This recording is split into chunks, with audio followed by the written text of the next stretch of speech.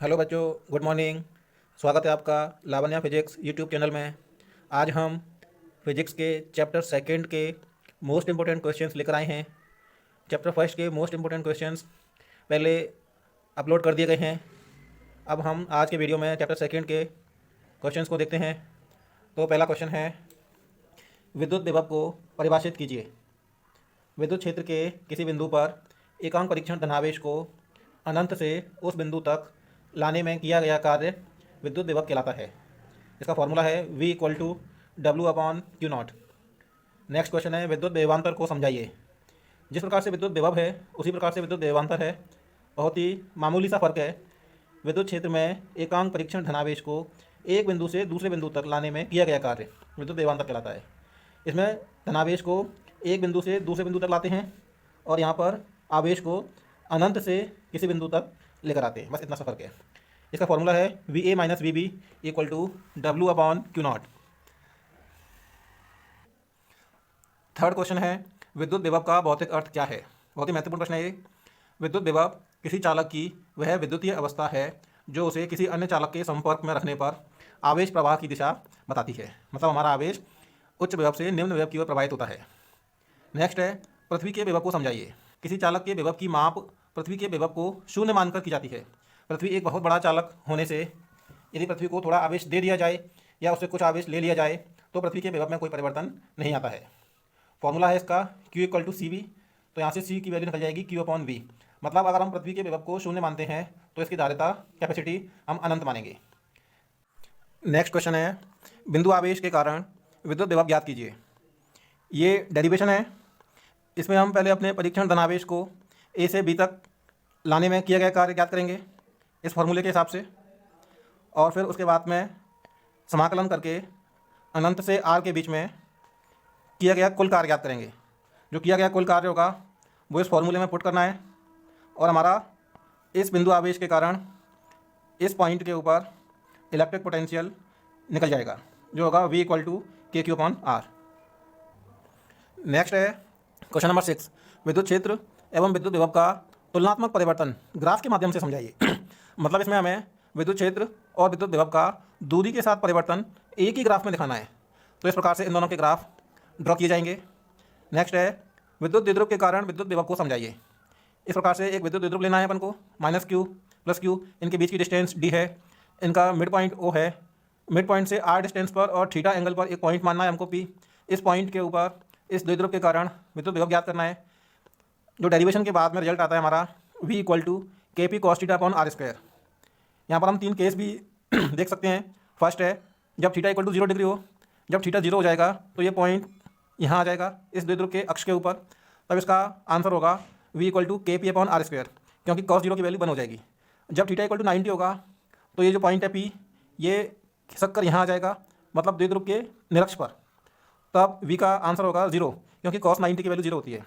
और जब हमारा कोण θ = 180 डिग्री हो, मतलब ये जो पॉइंट है ये खिसक कर यहाँ आ जाए, द्विध्रुव के अक्ष पर होगा लेकिन -Q आवेश के साइड होगा, तो V का आंसर होगा -KP/R², क्योंकि cos 180 की वैल्यू -1 होती है, इसलिए माइनस में आएगा। नेक्स्ट है क्वेश्चन नंबर 8, समविभव पृष्ठ को परिभाषित कीजिए। बहुत ही आसान है, मोस्ट है। ऐसा पृष्ठ जिसके प्रत्येक बिंदु पर विभव का मान समान होता है समविभव पृष्ठ कहलाता है। नेक्स्ट है, समविभव पृष्ठ के गुणधर्म लिखिए। इसकी 4 प्रॉपर्टी कम से कम अपन को याद करनी है। फर्स्ट है, इसके प्रत्येक बिंदु पर विभव का मान समान होता है। सेकंड में, इसकी जो विद्युत बल रेखाएं होती हैं वो हमेशा इस पृष्ठ के लंबवत होती हैं। थर्ड में, दो समविभव पृष्ठ कभी भी एक दूसरे को प्रतिच्छेद नहीं करते हैं। और फोर्थ में, किसी भी चालक की जो सतह होती है, सरफेस होती है, वो हमेशा एक समविभव पृष्ठ के रूप में कार्य करती है। नेक्स्ट है क्वेश्चन नंबर 10, विद्युत क्षेत्र की तीव्रता एवं विभव प्रवणता के मध्य संबंध लिखिए। ये मोस्ट प्रश्न है। E = होगा -ΔV।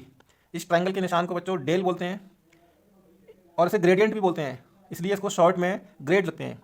इसको बोलते हैं ग्रेडियंट और लिखते हैं इसको ग्रेड, GRAD। तो इक्वेशन हो जाएगा E = -ΔV या फिर -gradient V या फिर -dV/dr।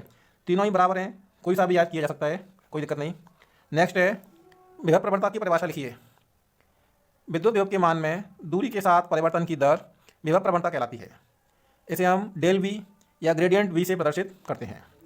2 या 2 से अधिक आवेशों के निकाय की स्थितिज ऊर्जा को परिभाषित कीजिए।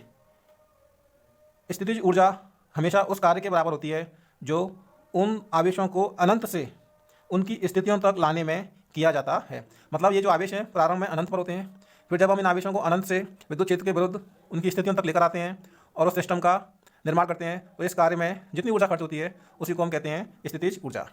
नेक्स्ट है क्वेश्चन नंबर 12। 2, 3 एवं 4 आवेशों वाले निकाय की स्थितिज ऊर्जा लिखिए जबकि बाह्य विद्युत क्षेत्र अनुपस्थित है। मतलब बाह्य विद्युत क्षेत्र की अनुपस्थिति में हमको 2 आवेशों वाले निकाय की स्थितिज ऊर्जा बतानी है। इस प्रकार से हमारे पास 2 आवेश हैं, इनके बीच की दूरी है r, तो इस निकाय की स्थितिज ऊर्जा होगी U = K Q1 Q2 upon R। 3 आवेशों वाले निकाय की स्थितिज ऊर्जा इस प्रकार से ज्ञात करेंगे। 3 आवेशों को किसी त्रिभुज के 3 शीर्षों पर रखा हुआ मान लेंगे, इनके बीच की दूरी मान लेंगे R1 R2 R3, तब इसकी स्थितिज ऊर्जा होगी K Q1 Q2 upon R1 plus K Q2 Q3 upon R2 plus K Q3 Q1 upon R3। मतलब कहने का ये है कि हमें इसमें 2 आवेशों के जोड़े बना करके लिखना है। इसी प्रकार से 4 आवेशों वाले निकाय की स्थितिज ऊर्जा इस प्रकार से ज्ञात करेंगे। इसमें भी हमें वही काम करना है, 2 आवेशों के जोड़े बनाने हैं, पेयर बनाने हैं। तो एक पेयर इन दोनों का बनेगा, ये आ गया, एक पेयर इन दोनों का, एक पेयर इन दोनों का, एक पेयर इन दोनों का। तो इस प्रकार से हो गए 4 पेयर, लेकिन 2 पेयर और बनेंगे इनके विकर्णों के, तो इसलिए कुल इसकी स्थितिज ऊर्जा में 6 पद आएंगे। इस प्रकार से आपको ये याद करना है। नेक्स्ट है n आवेशों के निकाय की स्थितिज ऊर्जा लिखिए जबकि बाह्य विद्युत क्षेत्र अनुपस्थित हो। हमने 2, 3, 4 आवेशों वाले निकाय की स्थितिज ऊर्जा देख ली। इसी प्रकार से अगर हमारे निकाय में n आवेश उपस्थित हों तो फिर हम उसकी स्थितिज ऊर्जा किस प्रकार से लिखेंगे। तो उसकी स्थितिज ऊर्जा होगी U = 1/2 सिग्मा I बराबर 1 to n sigma K = 1 to n। यहाँ पर ये I और K बराबर नहीं है, I is not equal to K, और फिर K QI QK upon RIK। यहाँ पर जो RIK है ये इन दोनों आवेशों के बीच की दूरी है, और यहाँ पर जो 1/2 फैक्टर आया है वो इसीलिए आया है ताकि कोई 2 पेयर रिपीट ना हो, क्योंकि जब हम QI QK को लेंगे तो QK और QI भी तो आ सकता है। जैसे Q1 Q2 लेंगे तो Q2 Q1 भी आ सकते हैं, Q2 Q3 लेंगे तो Q3 Q2 भी आ सकता है। तो हम देख रहे हैं कि इसमें प्रत्येक जोड़ा 2 बार आ रहा है, इसलिए उनको एक बार लेने की वजह से उनकी संख्या को आधा कर दिया गया है, उसमें 1/2 ले लिया गया है, 2 का डिवाइड कर दिया गया है। नेक्स्ट है क्वेश्चन नंबर 14। बाह्य विद्युत क्षेत्र की उपस्थिति में एकल आवेश एवं 2 आवेशों वाले निकाय की स्थितिज ऊर्जा लिखिए। अभी हमने देखा था बाह्य विद्युत क्षेत्र की अनुपस्थिति में, अब हमको लिखना है बाह्य विद्युत क्षेत्र की उपस्थिति में। तो एकल आवेश वाले निकाय की स्थितिज ऊर्जा होगी U = QB, और 2 आवेशों वाले निकाय की स्थितिज ऊर्जा होगी, ये फैक्टर तो पहले भी था और अब भी आएगा, ये 2 फैक्टर नए हो जाएंगे, U = Q1V plus Q2V plus K Q1 Q2 upon R। Next है बाह्य विद्युत क्षेत्र की उपस्थिति में द्विध्रुव की स्थितिज ऊर्जा लिखिए। मतलब हमारा विद्युत क्षेत्र मान लो इस डायरेक्शन में लग रहा है, द्विध्रुव हमारा सपोज ऐसे रखा हुआ है और इसके दोनों के बीच में मान लो कोई एंगल है थीटा, तब इस द्विध्रुव की स्थितिज ऊर्जा कितनी होगी, तो वो होगी U = -PE cos थीटा। इसे आप इस प्रकार से भी लिख सकते हैं -P vector dot E vector. यहाँ पर ध्यान देने वाली बात यह है कि यहाँ पर जो माइनस साइन है वो इसके स्थायित्व को दर्शाता है, इसकी स्टेबिलिटी को शो करता है।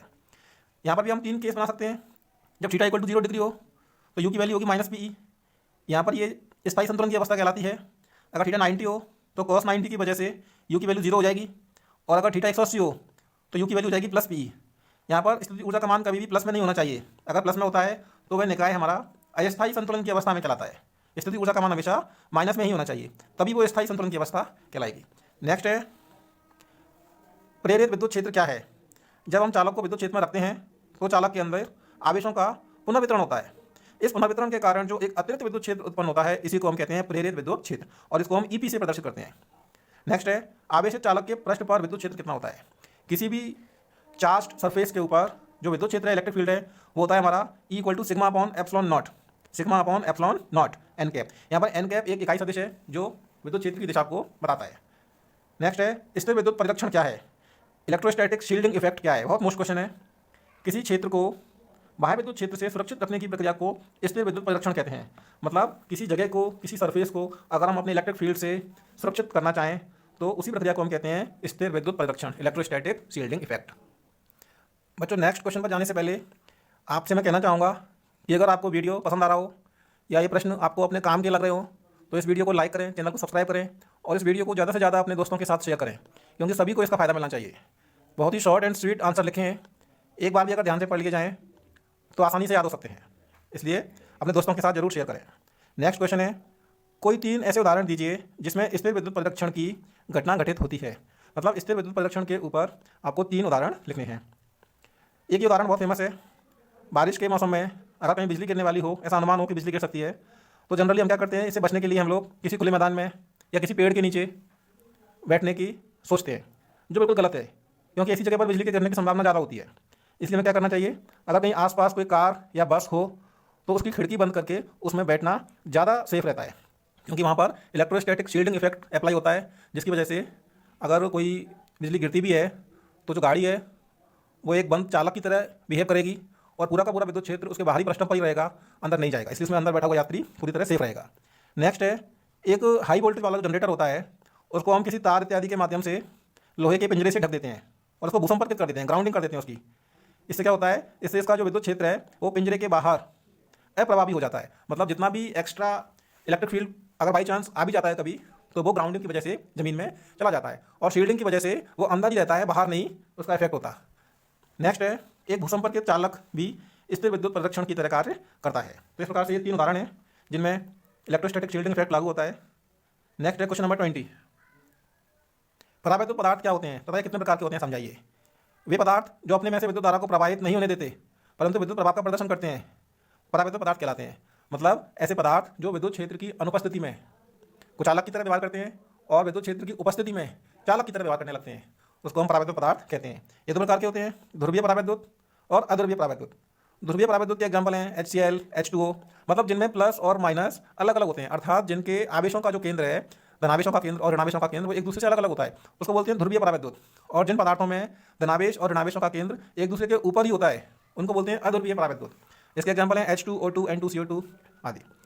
नेक्स्ट है परावैद्युत द्रवण, परावैद्युत भंजन तथा परावैद्युत सामर्थ्य को समझाइए।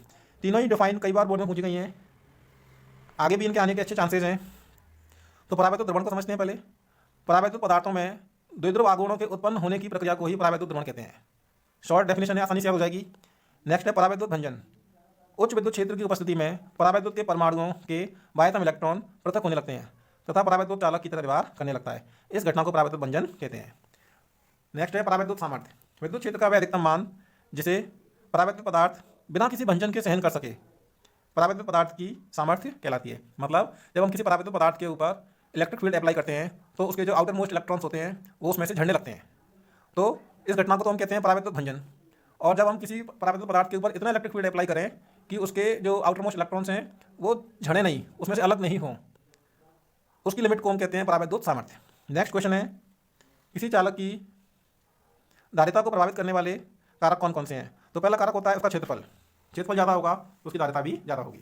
नेक्स्ट है किसी अन्य चालक की उपस्थिति, अगर हम उस चालक के पास कोई एक और चालक रख देंगे तो ऐसा करने से भी उस चालक की धारिता बढ़ जाती है। नेक्स्ट है चारों ओर का माध्यम, उसके चारों ओर का माध्यम भी उसकी धारिता को प्रभावित करता है, बढ़ाता है। नेक्स्ट है पृथ्वी की धारिता ज्ञात करो। जनरली पृथ्वी की धारिता अनंत मानी जाती है क्योंकि हम पृथ्वी को एक बहुत बड़ा चालक गोला मानते हैं, लेकिन अगर हम पृथ्वी की धारिता की गणना रियल में करना चाहें तो उसकी त्रिज्या को 6400 किलोमीटर लेकर कर सकते हैं। पृथ्वी को ऐसी स्थिति में एक गोलीय चालक मानना पड़ेगा और गोलीय चालक की धारिता होती है C=4πε0r। यहाँ पर r रेडियस है, इस रेडियस को हम यहाँ पुट करेंगे, ये किलोमीटर में इसे मीटर में चेंज करना पड़ेगा। 4πε0 की वैल्यू के रेसिप्रोकल के बराबर होगी, मतलब 1/9 × 10⁹ के बराबर होगी। इसको सॉल्व करेंगे तो इसका आंसर निकल के आता है 711 माइक्रोफैरड। मतलब अगर हम पृथ्वी को एक 6400 किलोमीटर रेडियस का गोलीय चालक मानते हैं तो ऐसी स्थिति में पृथ्वी की धारिता होगी 711 माइक्रोफैरड। मोस्ट क्वेश्चन है बच्चों, कई बार पूछा गया है पेपर में।